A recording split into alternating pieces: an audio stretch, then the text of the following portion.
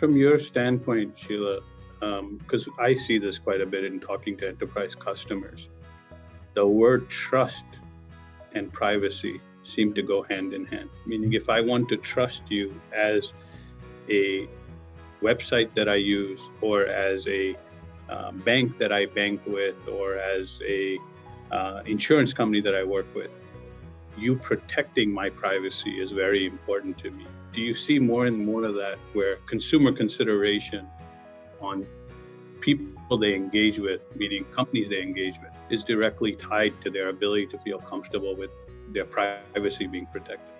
Oh, I think that's absolutely a true statement. And you can tie ethics into that. So it's sort of privacy, trust, and ethics. It's, how transparent are you about what you're doing with my data, and what are you doing with my data?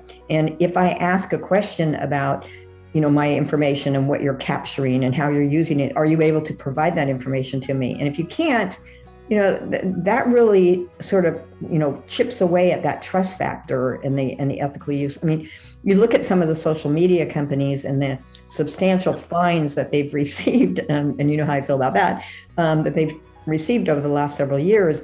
And many of these companies, especially the big ones, are starting to lose consumers that are moving to different platforms. And what amazes me the most is that sort of the younger generation that has never really cared about privacy, it's like, oh, put everything out there, who cares, are the ones that are really moving away from some of these social media platforms.